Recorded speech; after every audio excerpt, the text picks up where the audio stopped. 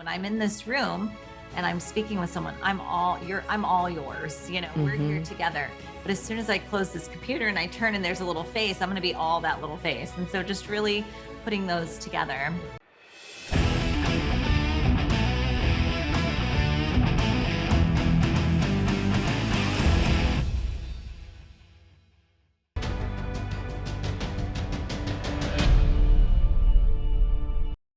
Hey, thank y'all so much for tuning in. I'm Amberly Lago, and I appreciate you listening to True Grit and Grace. I've been looking forward to this episode for months now. I've got Jim and Jamie Sheils of 18 Summers with us.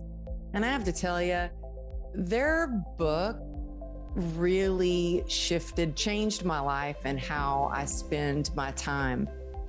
So Jim is the best-selling author of The Family Board Meeting. It's a #1 bestseller on Amazon.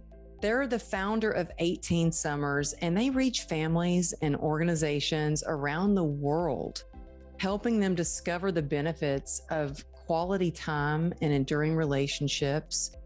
And I'm excited to have y'all here. Thank you for joining us today on the True Grit and Grace show. Thank you for being here. Thank you, Amber. Yeah, good to be here, Amber. Thank you. Oh, I've been looking forward to this. And our mutual friend, Tim Story, is the one who connected us. And I was like, well, Tim, any friend of yours is a friend of mine. And then I really started digging into your book and your work and watching your videos. And I was just saying before we started recording that, I had a heartfelt, teary-eyed conversation with my daughter the other day in the car. And she's like, Mom, I had spent, all morning with her at the barn, washing her horse. But then I had to be somewhere for a meeting afterwards. And she's like, Mom, you never spend a whole entire day with me. And she was crying. And I think there's such a need for that time of being present with your family, of building those relationships. And so I can't wait to get some advice and some tips for what you guys suggest on how to find that alignment. But I wanted to start with, first of all, y'all have a brand new baby. So Congratulations on your newborn. But I want to know how you guys met. And because you brought a family together, how did y'all meet? Well, it was actually by chance. Yeah. Although nothing's really by chance. Nothing's by chance, because we were circling around each other. He had mutual friends, but we didn't know each other existed. There was no introduction. The bottom line is Jamie was with a group of family for her birthday.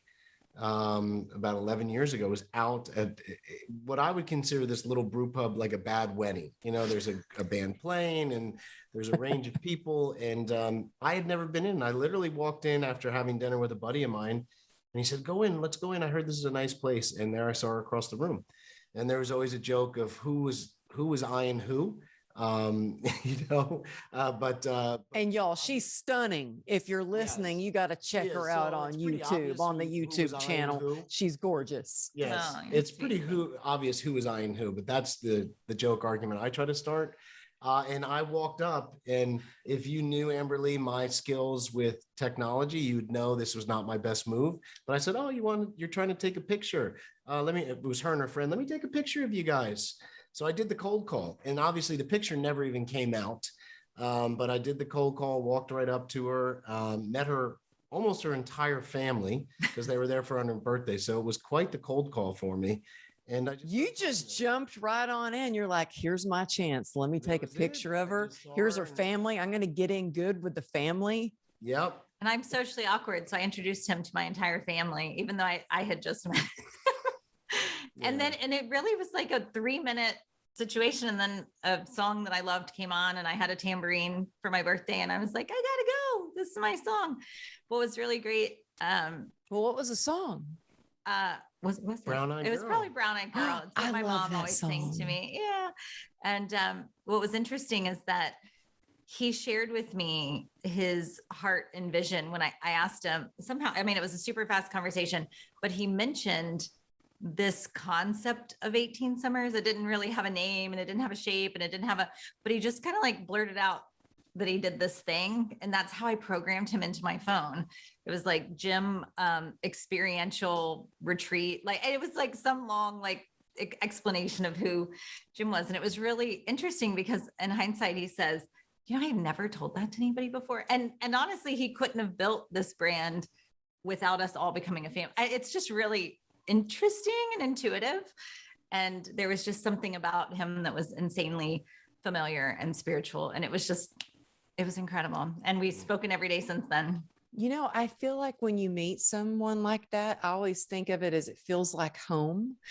To me, safety is, I need a relationship to feel safe, that I can be myself, I can share vulnerably, and it just feels good. And so I always say when I meet someone and it feels like that, I always say, oh, it feels like home, Yeah.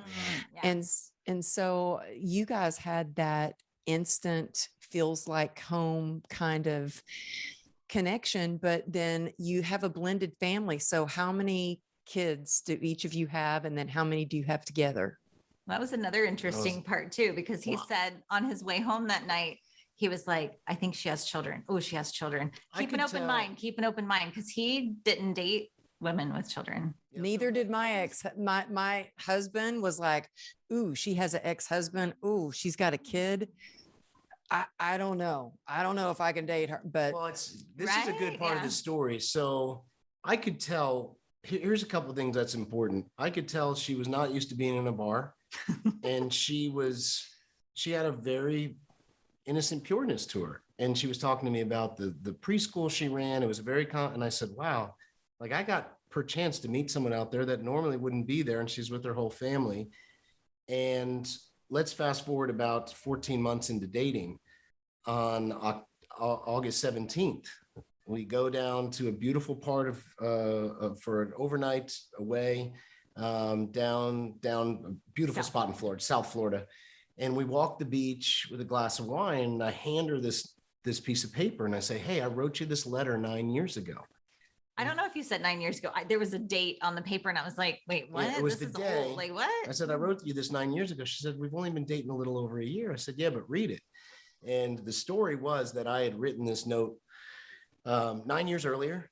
I had gone on a date. I don't remember who it was, what it was. It was just literally my famous word. How was that date? And I went, And I was the king of, and I went home. I said, well, you always say, what are you looking for? And I wrote out on one page of paper exactly what I was looking for. And I handed her this sheet of paper and it's her to a T. I mean, everything to looks, to who she was, what she was involved with, her values, her experience. And the one thing I didn't know on there, as though I said it verbally, was, well, she had kids. And I had always said, I avoid that. I think it's too messy, but I didn't have that. So there was definitely a clear God has a good sense of humor. But when I hand her this piece of paper, she starts crying because when you read it, people are like, oh my gosh, that's your wife to a T. Mm-hmm. And I got on a knee and I proposed right there. So it was a pretty wow. So that tells you that I had that, but that actually formed with it because Jamie, as we talk about openly, we always share our story. Here's the busy entrepreneur that almost went bankrupt in the 2008 meltdown, rebuilding 2 businesses. And she was going through her own meltdowns where she, married young, and got into a very bad situation, alcohol abuse, stood up for herself, got full custody of these 2 beautiful little boys. And I met her, a few short years later. And, the boys were starving for that, just like any little boy. And James said, I never realized that. Said these, well, my dad. I mean, I remember being a little kid doing that. And it just kind of fell into place. And the boys and I hit it off famously right away, but there were some trust issues, rightfully so. And that was kind of the unfolding of our story. So we have 2 boys that I brought to the family, 2 together, and then our 5th is adopted externally. Oh, that's beautiful. And I, I remember my first big date out which seemed very soon with my husband. He took me out for my birthday and I had my oldest daughter with me. I was like, well, she's going to be with me on my birthday. No. And I remember the waiter came over to the table and said, oh, is this your wife? And I could see and is this your daughter? And I could see the look on his face was just like, it hit him like, I'm not ready for this. Like a kid, like, and that night when he dropped me off, I knew. I was like, I think he just broke up with me. And sure enough, the next morning he called and he was like, yeah, this just isn't going to work out. And he didn't give me an exact reason. It's not going to work out. Well, the following day he came back to me. He's going to be upset if he hears this interview, but he was crying, wanting me to come back. And I'm like, you know what? You figure your stuff out. When you get it all figured out, then you come back but look, it's been almost 20 years now and we're together. We have a daughter together, but it is a lot when you have, a blended family. And so I'm sure that has inspired you, especially with the work that you do, being an entrepreneur, doing your business. What was the turning point that made you think of 18 summers? Like, that's all I've got. That's all I have with these kids, like 18. Because when you hear that 18 summers, it quickly makes you realize how important every moment that you have with your kids is. For me, it did anyway. What was it that clicked for you that made you realize that? Were you burnt out at working a lot, or was there a lot of turmoil in the family? What was the big turning point? Yeah. So our point was just coming together as a family. My boys were 5 and 7, and, Jim's entering their life. As he said, they had seen and experienced a lot of terrible things. And so to be in a place to where they would be open and available to a man coming into their life was, not likely. But they really were. What was beautiful about us coming together was that the boys never knew who he was there to see. Like, they really thought Jim was their friend and not mine.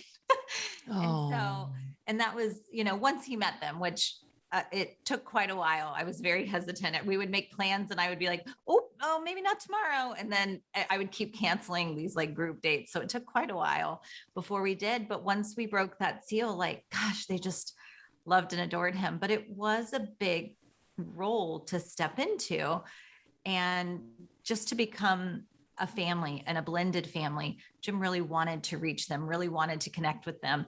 I really wanted to support through that. And so when we realized, well, we're already starting as a family behind the starting line, and not just in time, but also in, trauma and in all of those things that came before Jim.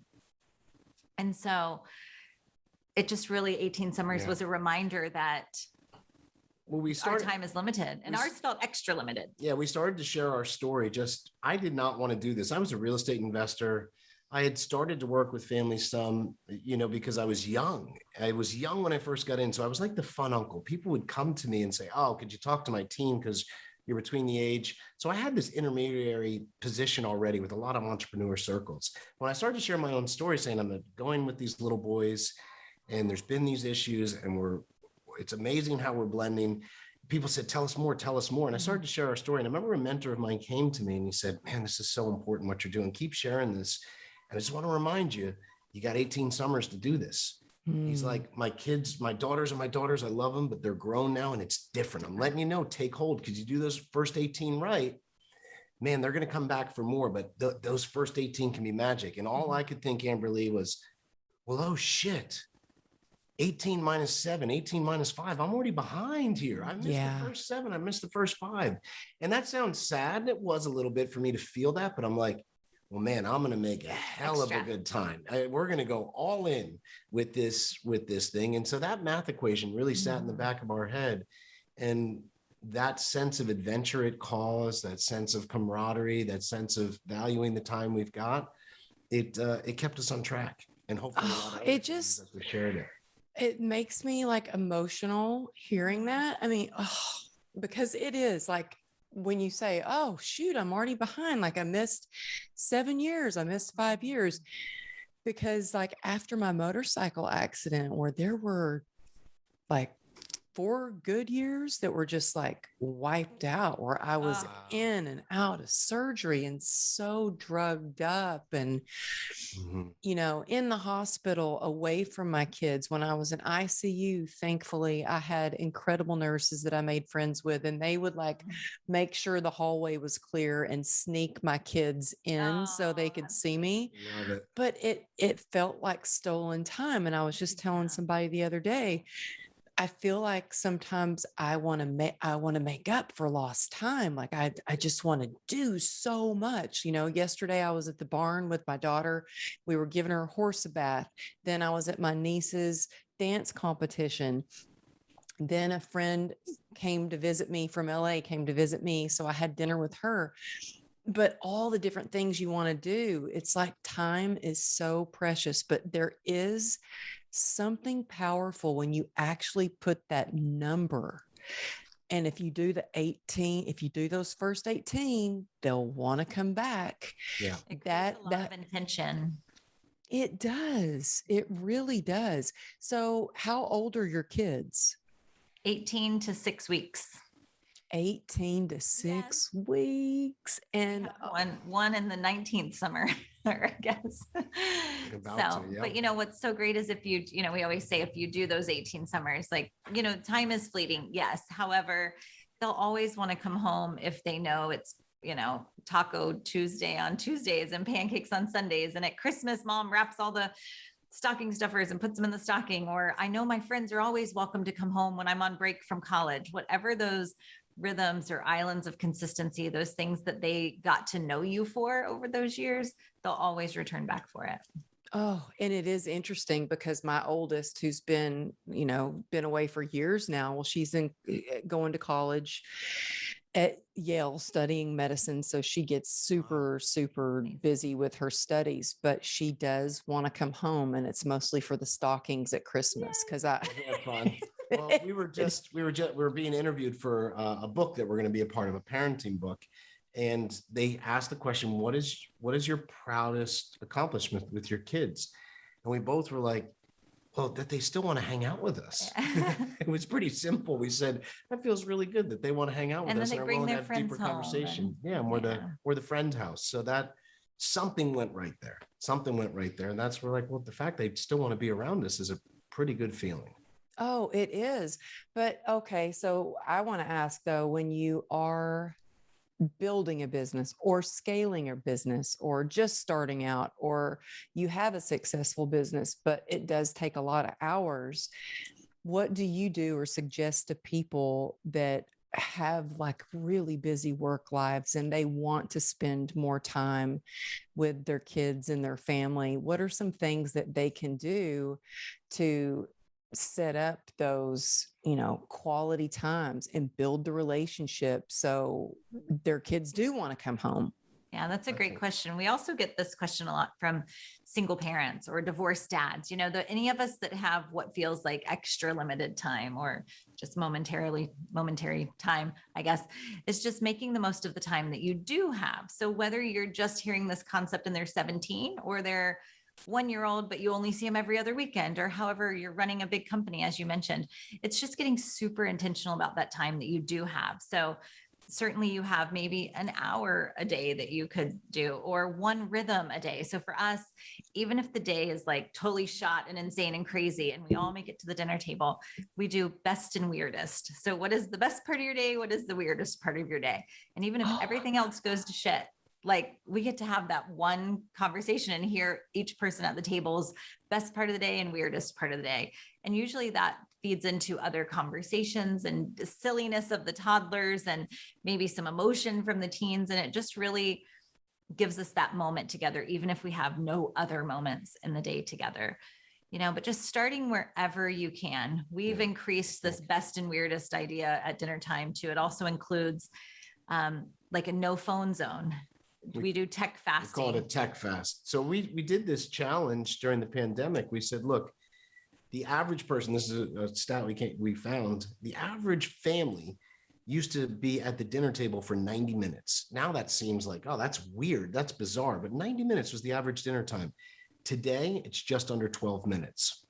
So we're always rushing off to The something. next thing. So during the pandemic, when we had tons of families saying, what are you doing? What are we doing? We had our own unknowns and things we were going through. We said, look, you got to shut off for at least an hour a day from everything.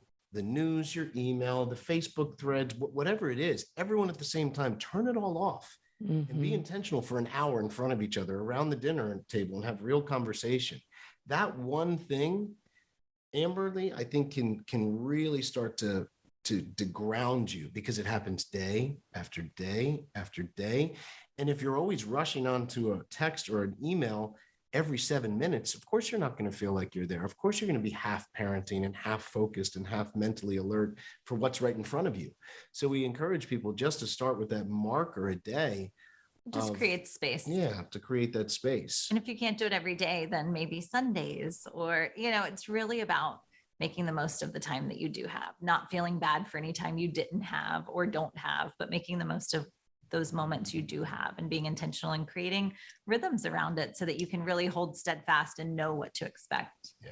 Well, I love that you say the weirdest, because every night I get in bed with my daughter and we cuddle and I'm like, what's one thing that you're grateful for? And what's the best thing that happened to you today? Now, because of y'all, I'm going to add what's the weirdest, but I think that also I'm going to start incorporating this around the dinner table too. Now, we do really, I say try, because we don't always do it perfectly, but we do have like a no cell phone dinner. Sometimes we all break it and I'm like, okay, wait, put the phones away. Like, perfection. Yes, of course. Yeah.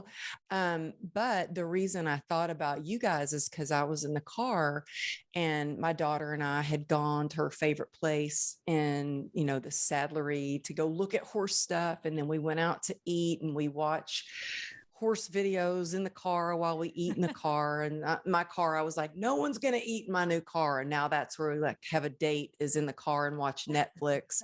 And on the way home, I took a phone call from one of my girlfriends who I rarely get to talk to. She's got 6 kids. And, I feel like I'm busy with 2. She's got 6. And so I took the call, and about 30 minutes, it's a long drive home. And after 30 minutes, I look over and my daughter's crying. And she was upset that here she was with me. And that is some of our favorite time, is being in the car together. That's one of the reasons I like being able to take her to school, is because it's us. And I don't usually get on the phone. But how do you handle a situation where it's like, gosh, I want to just talk to my daughter in the car too, but I've also got this dear friend of mine who's one of my best friends that called. And how would you explain that? And how would you do it differently in the future to not upset your child and make, it's not like I wanted her to be upset. And so then the mom guilt sets in, and it always boils down to, I'm not doing enough. It's just not enough. I'm not doing enough at work. I'm not doing enough as a mom. I could do more, which is that limiting belief that I want to nip out of the bud. But what would you guys suggest about that? How to handle that? How to prevent it?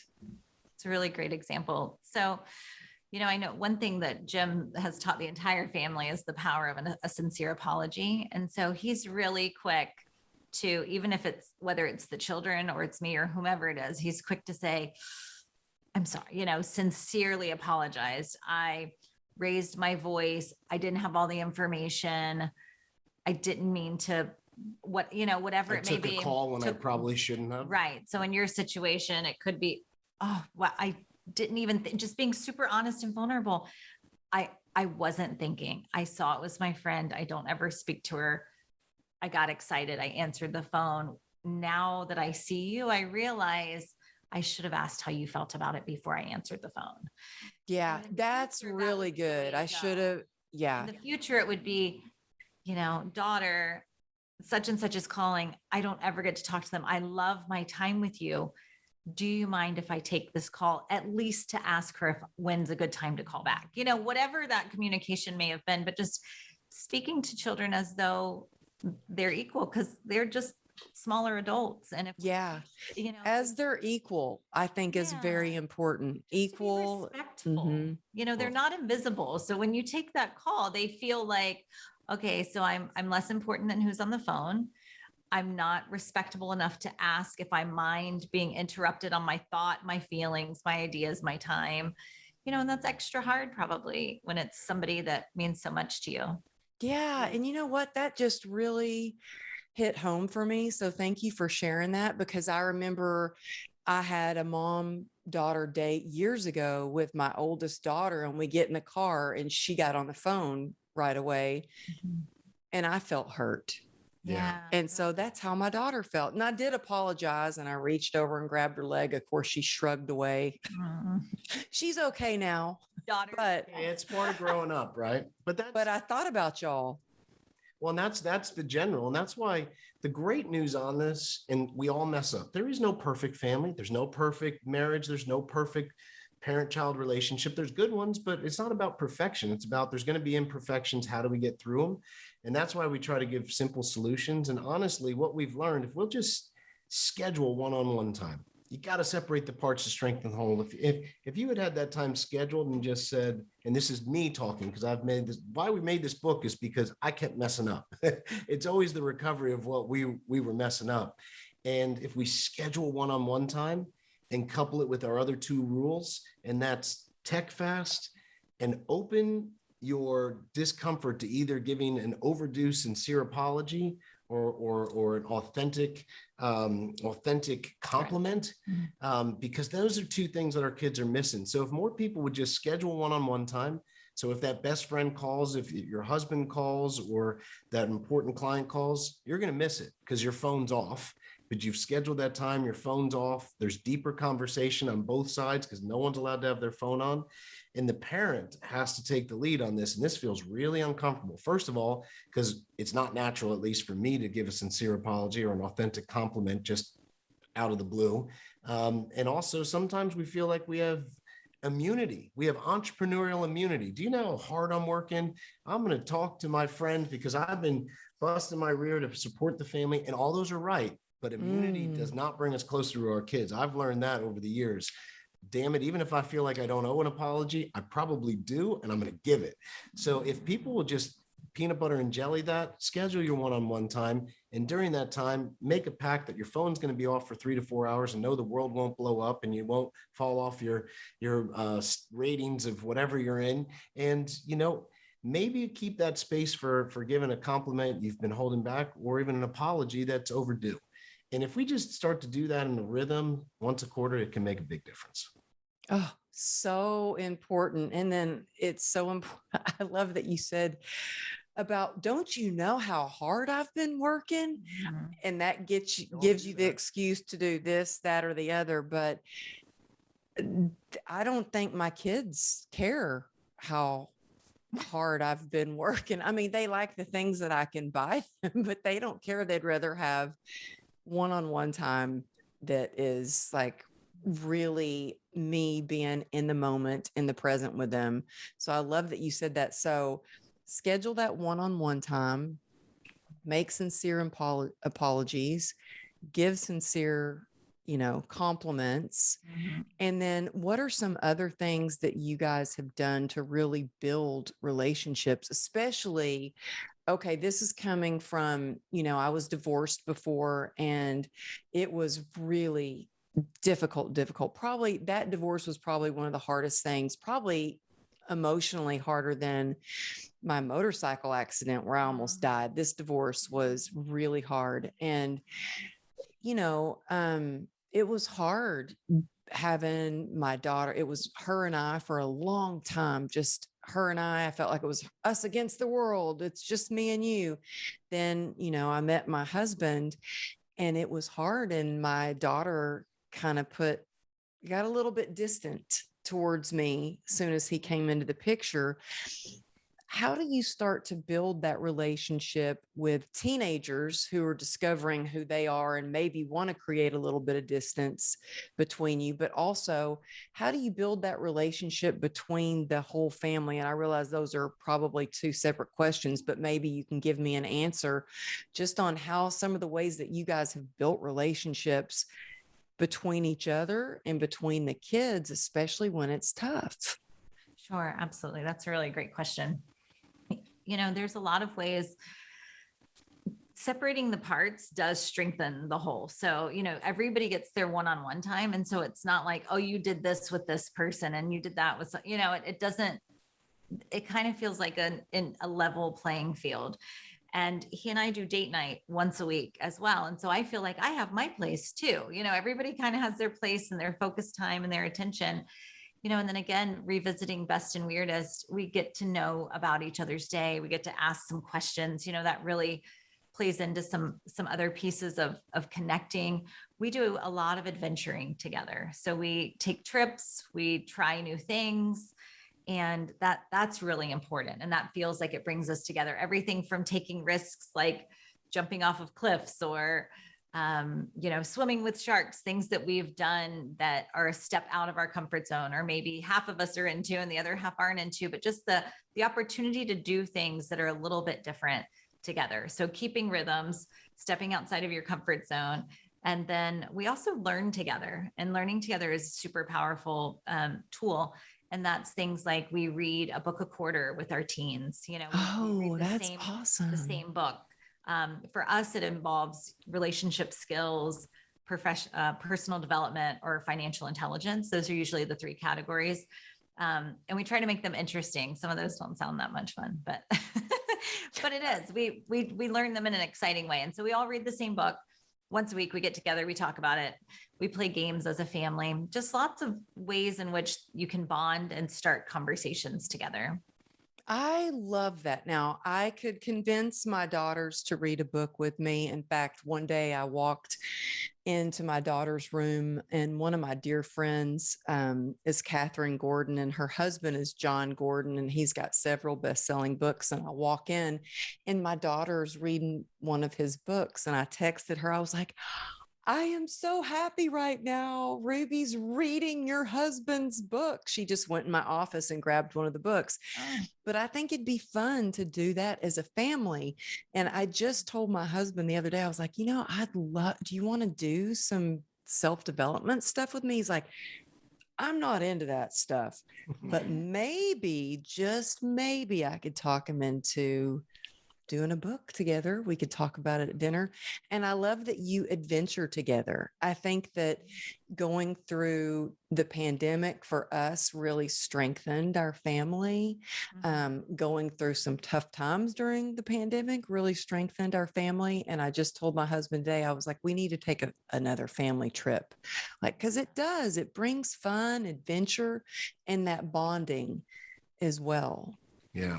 Let me give you a hack for your husband, since I'm the, obviously him and I probably have more in common than we know.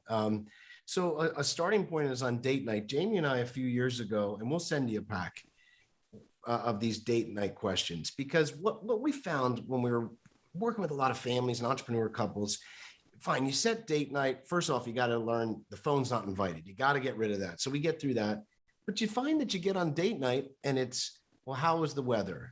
What did the kids do at school today? What errands do we need to run this weekend? And that's kind of the garnish. That's not the meat and potatoes. That's not going to keep you dating. So Jamie and I started to pull up off the internet questions for our date. And we'd pick one or two and we'd bring it with us. So there was none of that. How was the kids' day at school? The weather. It'd be more like, name a time that I really showed up for you. And what did I do that made it seem like I was really there?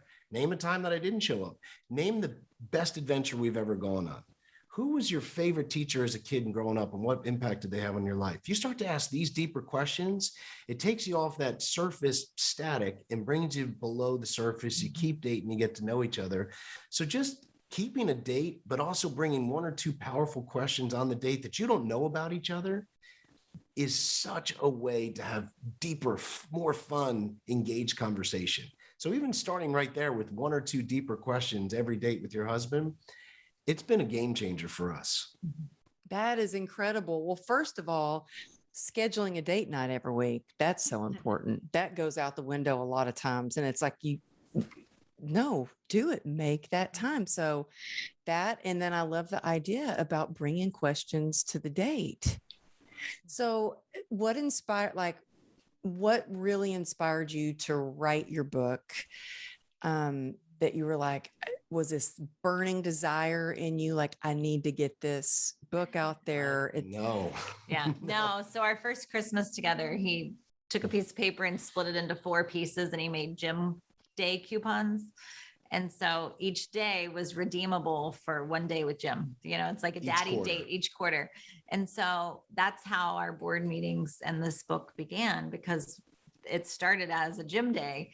And then as they started getting closer and our family just becoming a blended family, so blended that nobody could tell, people started saying, well, what are you doing? Well, tell me about this. And as that grew and he got asked to speak, and he spoke on a stage, and it was incredibly emotional and powerful. And he was like, whoo, I'm this real estate guy that somehow is bearing my entire heart about this family that I always wanted. And somehow it grew from there. And someone said, you should write a book.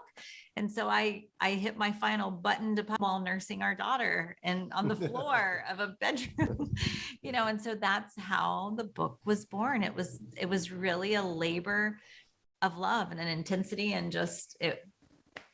Yeah. So I think that's a good thing for people here out there too. We had a whole $600 towards the book and went to a bestseller. So that doesn't always happen, but I think if the theme's important enough, it's real, some interesting things can happen, as is why, what you're sharing is obviously resonates with so many people out there.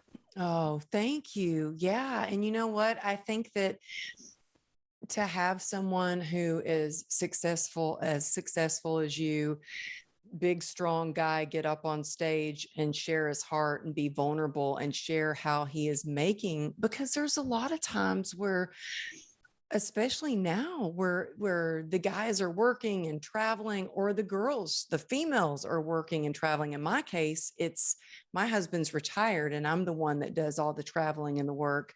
But not many people are talking about, well, how do you create that alignment and that joy and that happiness and that serenity in the family and in the workplace? And I don't know if I really believe in balance, because I've never achieved it. No. I think things are always shifting and changing. But how do you feel about that, as far as when you say people create balance? How do you feel about that? We use the word integration. A friend of ours kind of dropped that into our sphere. Yeah. And we were like, wow, that's great. So integration means, I involve my children when I do household tasks. Integration means, we're home recording our podcast. This is our podcast studio. But as soon as I leave this room, I'm going to be right back into mom and wiping butts and making milk, and so, but they understand that right now we're working hard for our family. And so that integration piece of, they're a part of our work life. They have an awareness. They know what we do. They have an appreciation for it. And then when we step out of here, we have an appreciation that this is our home and it deserves respect and attention and patience and, all of the things that come with being a family person. And so it's not about balance, because it's always going to sometimes feel like you're more somewhere than the other. You mentioned guilt earlier, that mom guilt. And really it's just a feeling of inadequacy, right? Like, oh, I'm winning nowhere. I'm everywhere and I'm winning nowhere. Well, when you start to create the integration and that intentionality, like, I know when I'm in this room and I'm speaking with someone, I'm all yours, we're here together. But as soon as I close this computer and I turn and there's a little face, I'm going to be all that little face. And so just really putting those together. Yeah, I think that's so important. I had a friend of mine share that with me, who travels a lot for speaking. And she's like, when my family knows when I'm away at an event, I am in 100%. I'm there at the event, but when I'm home and I'm with my family, I'm in it 100%.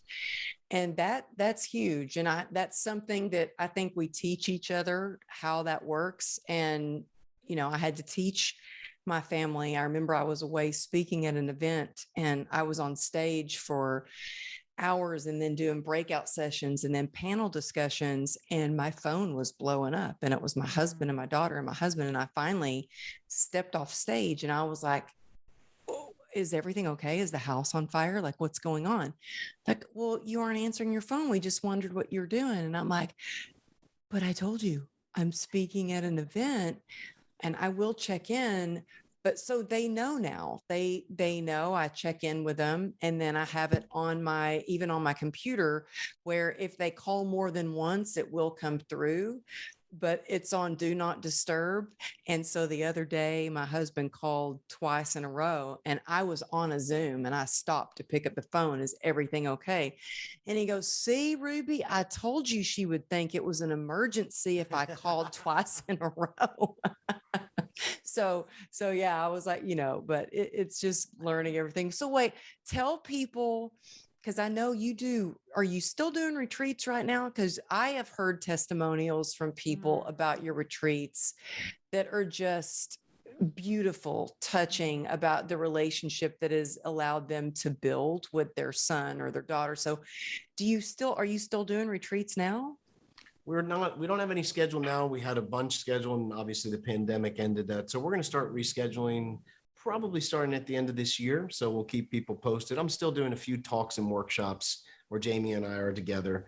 We'll keep people abreast of that. Right now, kind of like you, we've been home, just enjoying our family and doing the podcast, getting to have conversations like this. The pandemic obviously had a lot of pain, but it was nice to reground at home, and we're just starting to get the wings back out again. That's awesome. Well, tell people the name of your podcast and also where they can find your book, where they can find you, future events, and that sort of thing. Sure. 18summers.com, just the number 18 summers with an S on the end, is the best place to find all of our things, from our podcasts on anywhere you've listened to any other podcast, just 18 Summers Parenting Podcast. And the book is on Amazon. We're on social media, 18 Summers Tribe on Instagram. So we really enjoy hearing from people that have read the book. Oh, we're also on Facebook. We have a private community on there. Usually it's just folks who read the book, but we're all over the place if you just search for us. And we really and truly do love hearing and interacting with other families and learning from others and just sharing that way. It's a really sweet community. Oh, I love it too. I love when people reach out, and you guys take a screenshot of this, or if you're listening to, on Apple or Spotify or whatever, screenshot it and tag us at 18 Summers Tribe and Amberly Lago Motivation.